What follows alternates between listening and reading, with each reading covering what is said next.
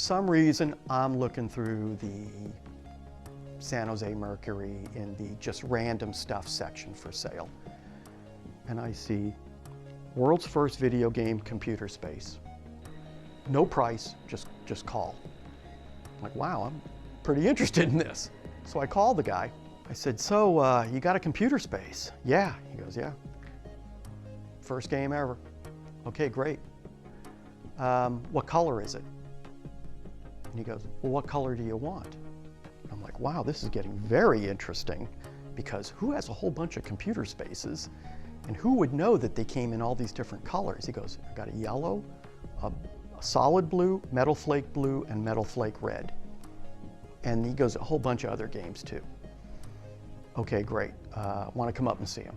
These were in a Quonset hut on a sunflower seed farm off of Highway 80 in Dixon, California, halfway between, the Bay Area and Sacramento.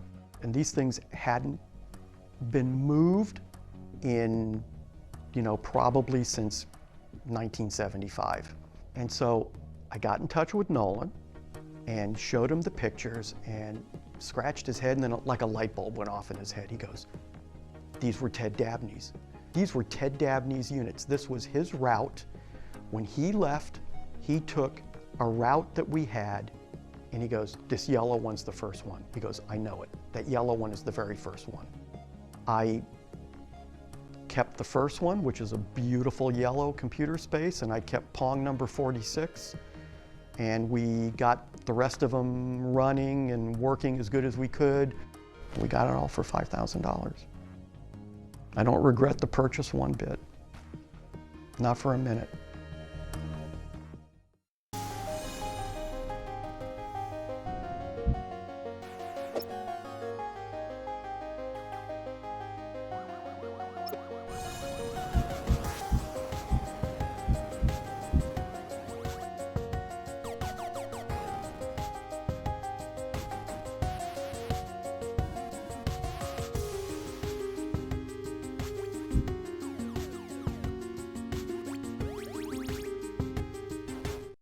Well, I'd say 30 years to pretty much the present. The arcades have been relegated to the back rooms and generally been an unsavory type of place. What we want to do is bring the amusement game to age. If we can give it a new zip and a pizzazz, it's going to be financially successful, as well as, I think, a very serious part in the leisure time activity of the American people. The marriage of traditional pinball machines and computer technology has resulted in the birth of a new breed of amusement games. And Nolan Bushnell is the man handing out the cigars. Bushnell has developed two such games, Computer Space and Pong, and believes that they and others like them will move the pinball industry out of America's bus stations and bowling alleys and into the space age.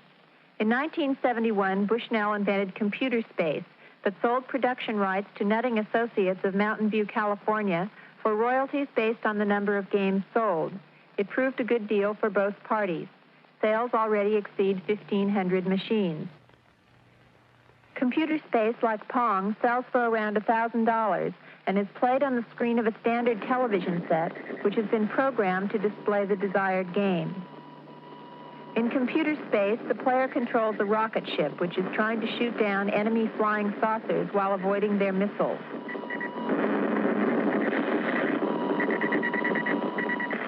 If the player scores more hits than the enemy saucers, he gets one free play. By the time Bushnell invented Pong in 1972, he was able to form his own company, Syzygy Corporation in Santa Clara, California, to produce the game. He has already sold over 1,000 machines and expects to sell 10,000 in the United States by the end of the year. Pong, as the name might indicate, is a game of video ping pong. The two players turn dials which control their electronic paddles and volley with an equally electronic ball. The first player to score 15 points wins. While Bushnell did design and program both his games, the technology he uses dates back to the late 1950s. Thanks to research by the Defense Department in the wake of Sputnik, Bushnell is now able to act out his dream of a nation inhabited by thousands of Pong and computer space games. The government spent millions of dollars on this technology, and as a result, now it's cheap enough that we can put it into a game and sell it for 25 cents for a few minutes and make $1 out of it. It's something that the research and development really was done many years ago, and now it's cheap enough that with PC boards and integrated circuits, we can use that technology to our advantage. The basic electronic unit of Bushnell's games is the integrated circuit. Each of these small chips is capable of storing large amounts of information. The program for a game is determined by specific combinations of these units to form a PC, or printed circuit board. The printed circuit board then tells the TV screen what to do. A single printed circuit board is all that is required to operate Pong, whereas 15 years ago it would have taken enough tubes and wiring to fill an average house. Bushnell first saw the commercial potential of video games in a game called Space War, which has been played at computer centers around the country for several years. We used to play Space War a lot at the AI project at Stanford, which is a big computer complex. And one day it just hit, this is a lot of fun. You ought to be able to package it and sell it for a price. And, one thing leads to another, and pretty soon, from doodling on a scratch pad, you're actually working out some basic block diagrams, and from there you think, boy, it's going to work.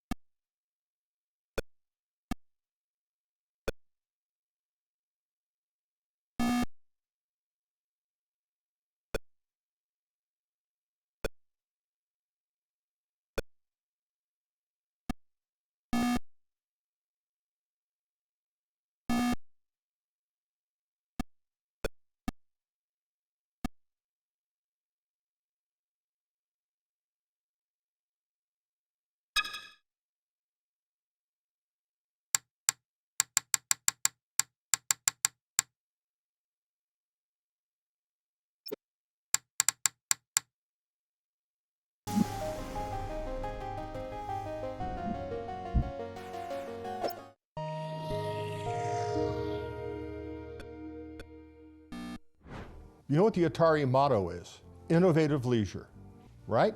Well, it didn't say innovative arcade games. It didn't say innovative video games. It said innovative leisure. It was broad from day one. I mean, Nolan always had a consumer game in his mind because that's what he hired me to do. And I wound up doing the wrong thing and making a hit coin-op game, right? When I was at Ampex, I learned how to make sync generators, synchronizing, the basic fundamental circuit necessary to get a TV signal, because we had to generate an analog signal. So you do that and you get the ball at one speed and you put paddles up, and it's a very, very boring game. And so I added the speed up and I added the angles off of that, just, you know, to make it playable, interesting. And so it started getting a little interesting. That's cute. And Nolan said, well, it's got to have score. We had a pretty good game, and hey, great. So what are you going to do for sound? I go, sound? I'm already over budget. What am I going to do? Nolan said, well, I want the sound of a roar of a crowd of thousands applauding your win. And Ted said, I want boos and hisses. And I'm thinking, how do I do that? Listen, I got video. I got the goddamn game up. Now you wanted me to do this. I'll be right back. So I pissed around for a day and poked around sounds that already existed in the vertical sync generator and gated them out with the 555 timer. I love it. Years later, the sound is so well thought out, so appropriate. It was like, are you kidding me? It was just, you know, just thrown together in spite of what the boss said. And so that was how Pong came to be.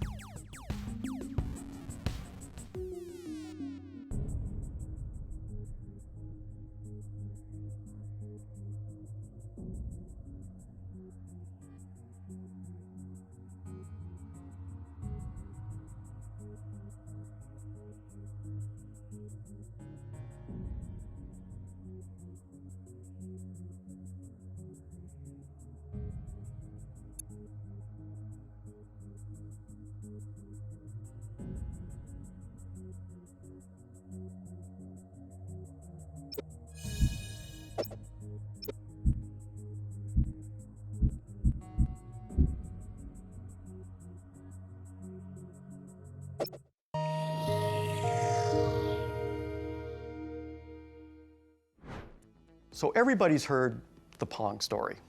Probably everybody's heard the Pong story, but I've heard it many times, and from Al Alcorn himself, who designed Pong. So the story I've heard is that they installed one of the first Pong machines in a tavern and let people play it as a test. Put it out into an arcade and see if it makes money. I mean, that's the market research. My understanding was Ted built a cabinet, a tabletop, simple cabinet over the weekend. and a coin mech bolted to the side of the cabinet, tabletop type of big thing was sit on a barrel. Placing a interactive video machine somewhere and having people play it was still a relatively new concept. Nobody knew if it was going to go. Oh, what is the name of the bar in Palo Alto? San Jose? No, it was Andy Caps. It was Santa Clara? Sunnyvale. So we'll put it in Andy Caps. You know, it's a coin-op game, be it fragile and humble, and so we did. Well, my memory is that he gets a phone call, the game's busted, which of course is the usual thing you get on a support line. It doesn't work. What is it, and in what way does it not work? Well, it doesn't work. The bar owner or manager at the time kind of yelled at them and like accused them of their game being shoddy because it had already broken down and it was no longer functioning or working. And they get a call, you know, later on that night and like, hey, this f***ing thing broke, you know. Come and pick up this piece of shit game and get it out of here. You know, this f***ing thing broke. You know, I'm not gonna waste my time fixing this crap. But anyway, the machine, we got the word that it stopped working, and I figured it could be anything, and I'd go out there and take a look at it. And so I went to the machine, and the first thing you do is you want to try to play the game, because the machine was on in a tracked mode, so it was working, but you couldn't start a game. So you open up the coin box to basically flip the micro switch to give yourself a free game, because I'm not going to waste a quarter, you know. And so they went down to see what's wrong with the machine to fix it, and what they found out was that it wasn't broken, it was just that so many people had played it, they'd filled the coin box with quarters, and it was jammed, and it couldn't take any more. So many people had played it that it couldn't accept any more money. The game is broken because it's stuffed so full of quarters. Completely stuffed with quarters. And it was a small, I remember it was kind of small, if I remember, it was a small space. It just filled up with the quarters and it wouldn't take it. When I opened up the coin mech, you know, all these quarters just gushed out. So, whoa, that's impressive. It's the equivalent of like crashing a server when you launch a new website and it's so popular. So they crashed the server on Pong. And one of the other reasons it was also so popular is because you could play it with one hand while you're still holding a pint in your other hand. And that also was one of those things that, you know, eventually many, many years later led to the rise of the fun barcades that we have, you know, and we can enjoy now. As Al will always say with a little, you know, twinkle in his eye, he goes, "This is a problem I can fix." Basically, the way it worked was you take the money, the deal you have, and you split the take with the owner of the bar. And so I did that, and I had this sack of quarters, and the next day I come into work and I said, I got the machine fixed, and here's the problem. Goddamn thing's making too much money. And really? But it was one of those great moments where something that supposedly was failing was actually such a huge success that no one could recognize. It was truly the ugly duckling version of technology. Because remember, Nolan thought, he was like, this is just a placeholder until we get to design the really good game, because who's going to play this stupid shit-ass game? They went on to produce all of these classic, memorable arcade titles for years that allowed the company to survive and be so much more than a one-hit wonder. So that's my understanding of the history of Pong. It's a great story if it's true. When a story is good, you know there's some doubt about it. Like, well, that's too good to be really true. It's probably a boring version of it that's actually true.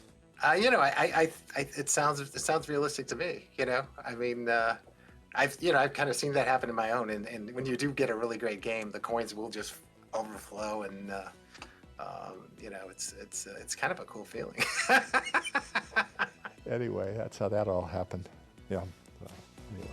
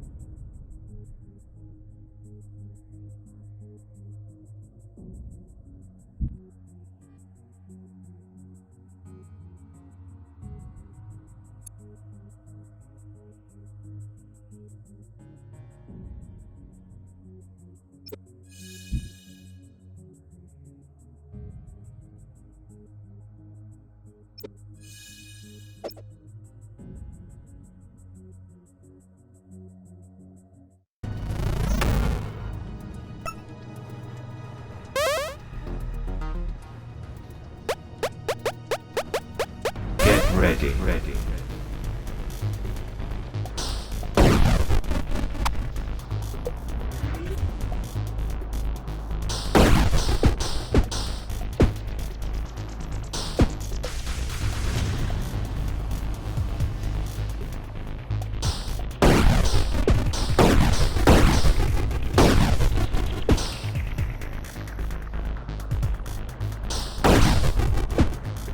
Speed.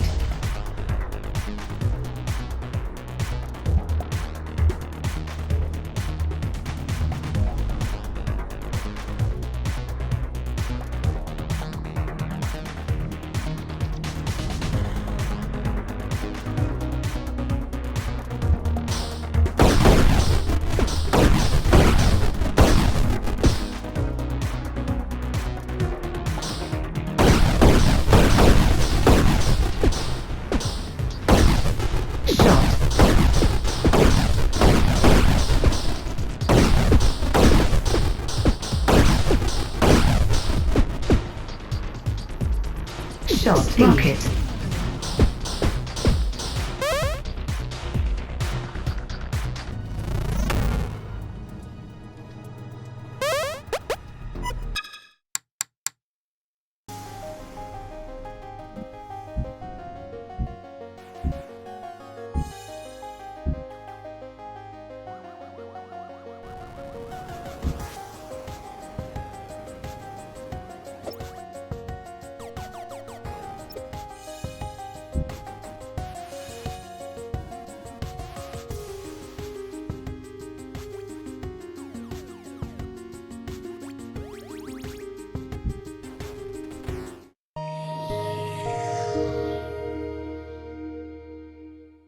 I mean, Atari really, why were they in the pinball business? You know, here they had this tiger by the tail of video games, you know, just this supernova of creativity and possibilities. And, you know, they were nailing it left and right, creating new genres every other week.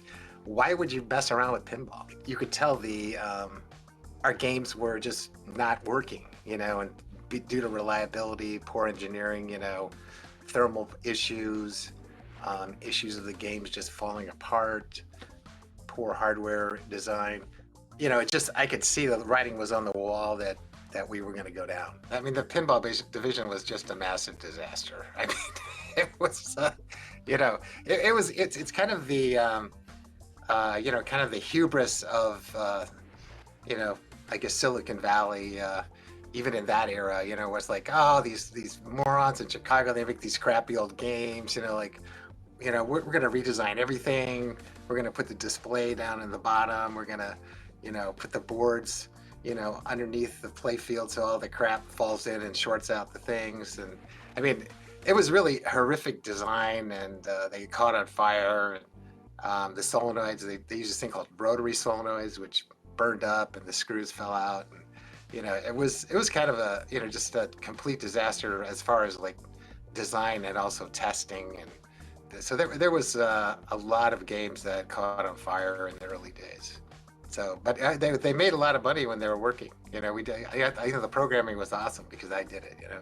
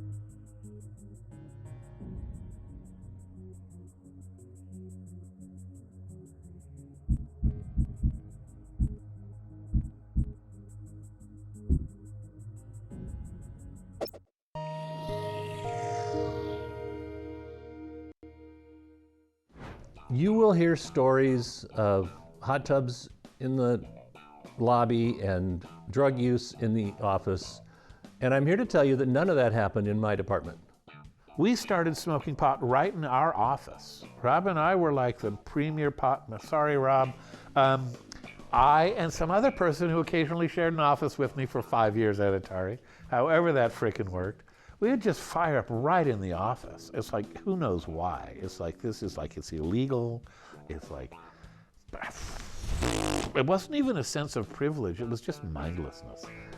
I worked in a satellite office. I started in 1977, which was still pretty early. It was only 18 months since the 2600 came out.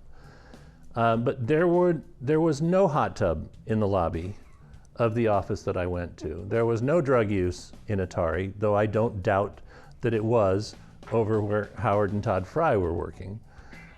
Drugs were consumed at Atari by all kinds of people at all levels of management, from the bottom to the top and all over engineering. Not everybody did drugs, but some people did, and some people enjoyed them, and some people abused them, and some people went to the hospital on them.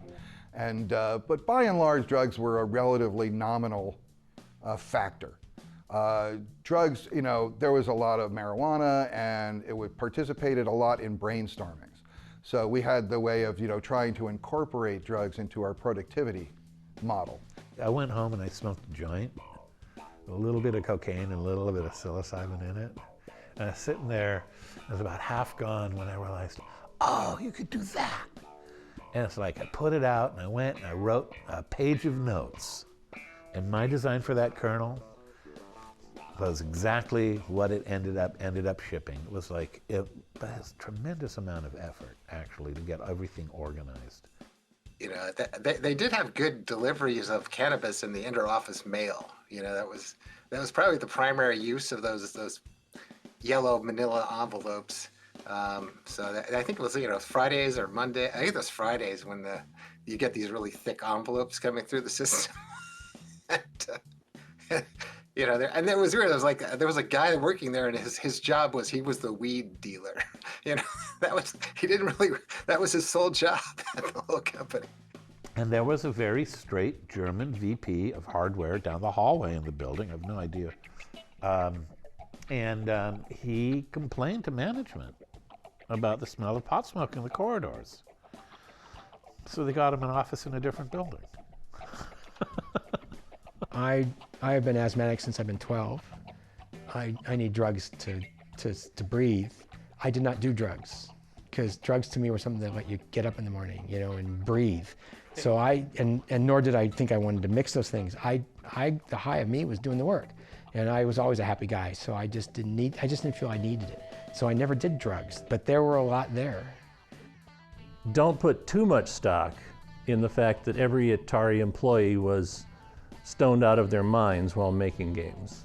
I mean, there was all kinds of drugs consumed at Atari, but the real drug at Atari was going into a store and seeing your product, seeing your game on a shelf.